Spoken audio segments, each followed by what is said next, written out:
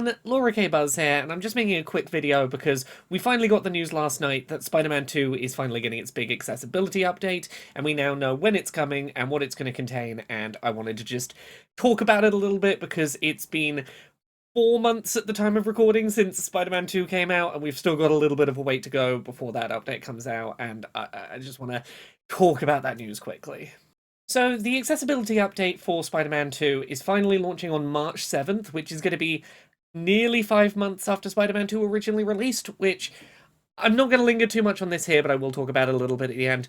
That is not ideal. That a wait of that long exists for some, in some cases, pretty basic accessibility settings, but let's talk about what's coming. So, as part of this update, Spider-Man 2 is getting cinematic audio descriptions, meaning that cutscenes will be described for players who have low vision to be able to know more clearly what's happening in the story.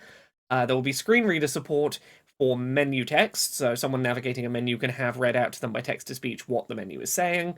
Cinematic captions basically means if you've got subtitles on, subtitles will just say the dialogue. They'll write out the words that are being spoken for deaf players.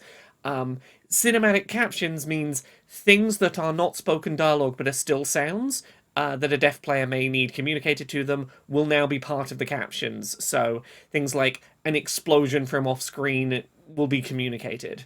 High contrast outlines are being added. This means instead of having big block colors for your high contrast mode, you can just have a high contrast outline if that's something that you find easier to interact with, or is helpful without having to strip so much detail out of the game world, if that's easier for you.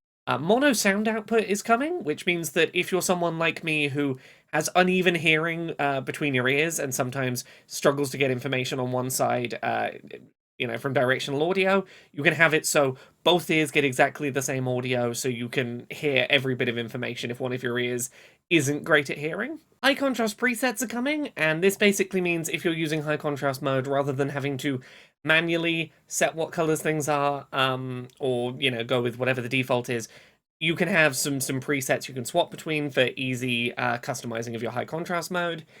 And lastly, and I think this is the most surprising one to have not been in at launch and to have not been in 4 or 5 months after release, controller remapping is finally coming to the game on March 7th, about 5 months after the game released.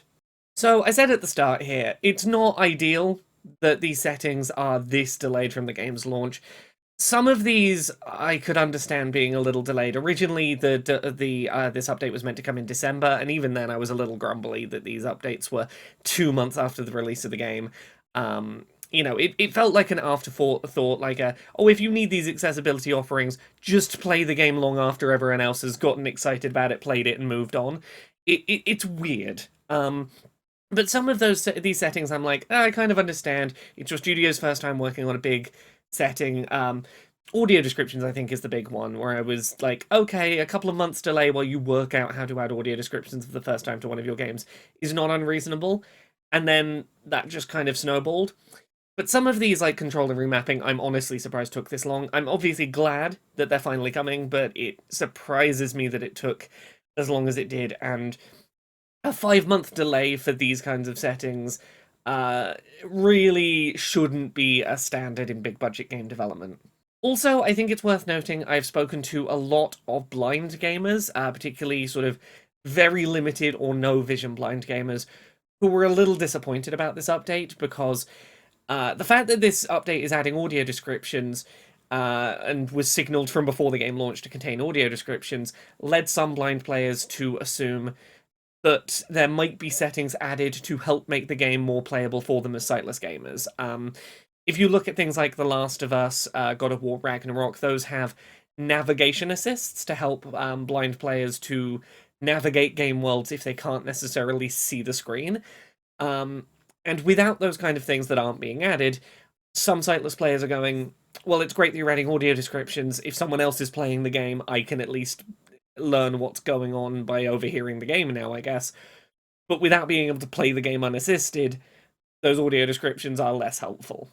And to be clear, I've also spoken to blind gamers with less reduction in sight, who are able to use things like high contrast mode to be able to see what they're doing, but might not be able to make out detail during cutscenes, who have gone, adding audio descriptions is really, really helpful because it means I can now follow along better with what's happening in the story based on what I can see, and the high contrast mode that's there is enough for me to be able to navigate.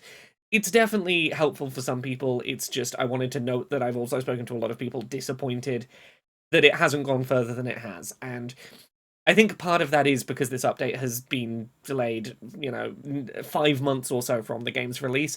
I think expectations built up, and that some people were hoping this update was taking as long as it was to release because it was going to be more substantial than it was.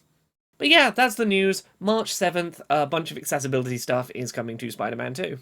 That's not everything that's coming. There's like new game plus is being added and some new costumes and changing time of day and stuff like that. Basically, a bunch of updates are happening, but this is an accessibility focused show, so I just wanted to very quickly give you the news on when that was coming and what's in it. So there you go.